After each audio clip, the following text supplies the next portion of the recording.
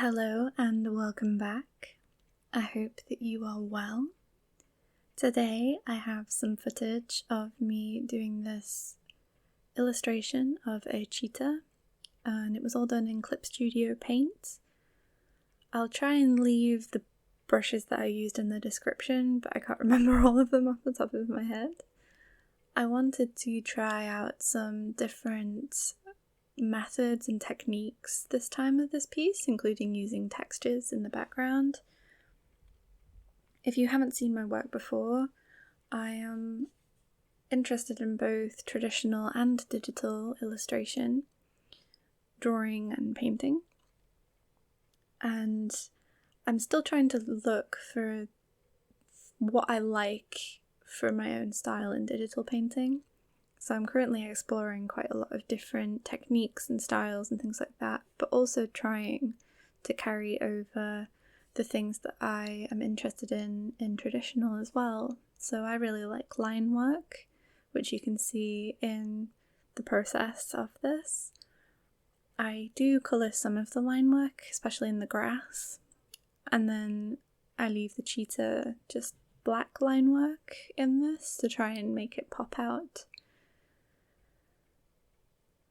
I'm pretty happy with the end result of this, to be honest. It ended up going in directions I wasn't quite expecting, which is interesting.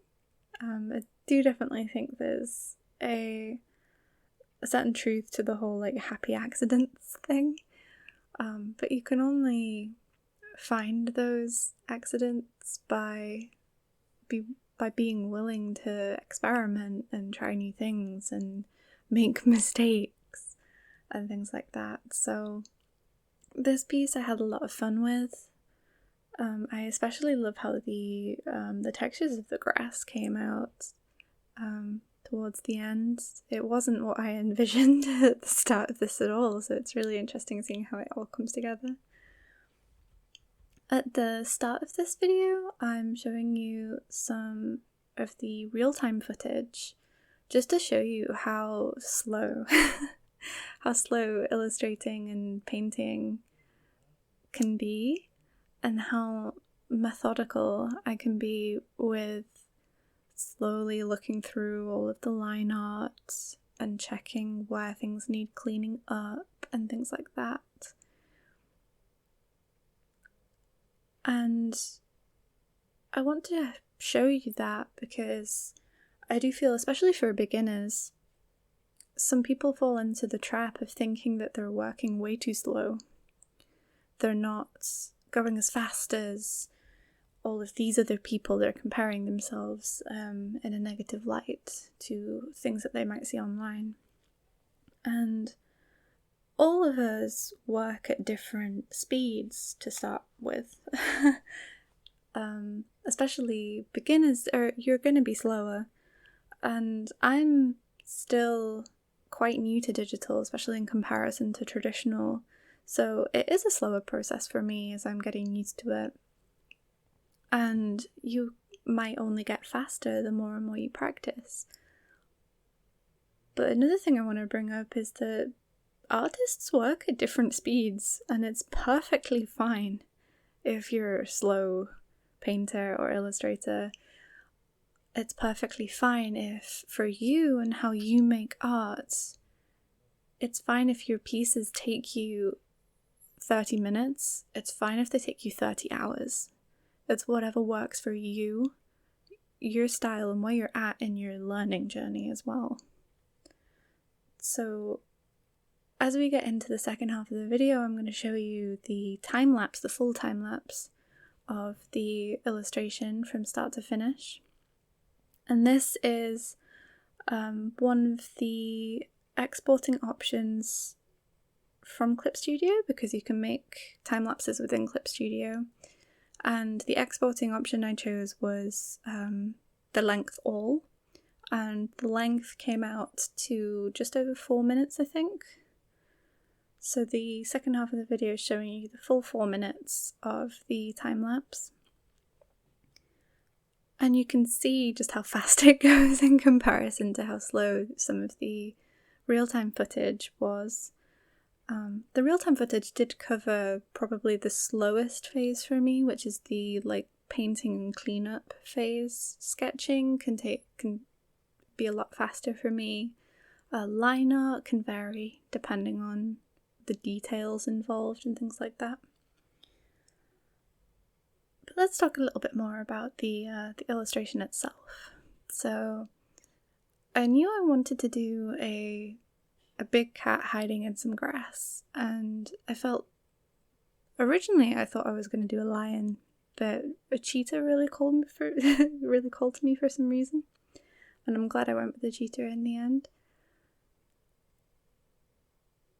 The face shape of a cheetah is really delicate, almost like a house cat, which I find really interesting. And they have some very interesting characteristics that you won't find in other big cats, purely because they're built for their speed, right? So for one, they're one of, I think, the only big cat that can't retract its claws, and that's entirely due to them needing that for the traction for their speed, which is really interesting. And I wanted to try, as I said, to sort of bring over some of my traditional feelings to this. So I wanted to get like a painterly feel, but that line and colour feel at the same time. But I also wanted to let the digital medium shine for being digital too at the same time, which is a lot to try and blend at once, and it's involving a lot of experimenting. So the first thing I was trying to experiment with was the line work, and I wanted to take advantage of the ability to change the colour of different areas of the line work and overlap it in different ways. So there's different coloured line art for the foreground grass and the background grass.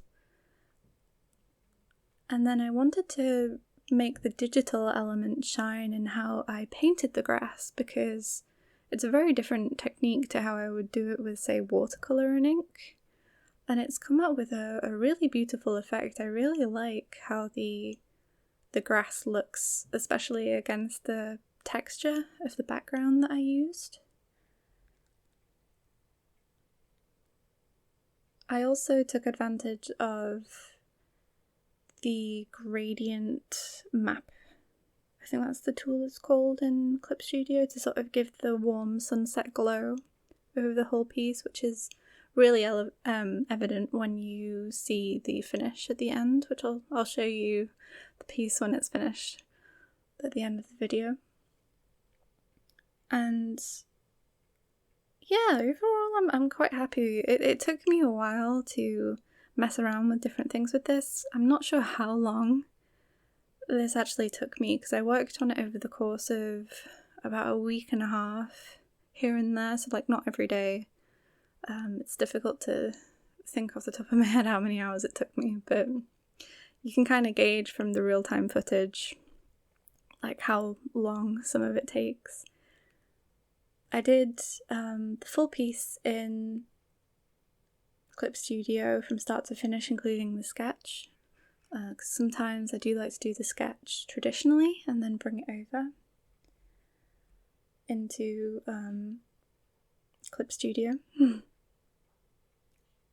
And then I'll do the digital illustration on top, including the line art and any of the colouring and stuff like that. Or sometimes I like to blend digital by doing traditional line work and then digital colouring on top. And in the time-lapse I'm doing the final features now, things like whiskers, getting the highlights in. And here we are, the final piece. And I'm really happy with it. I'm happy I experimented and tried out a few different things, and I think I got some really interesting effects in the end. I do definitely want to play around with some of the things I learnt from this in future pieces, and let me know if you enjoyed seeing this kind of video in the comments, and I'll see you next time. Bye!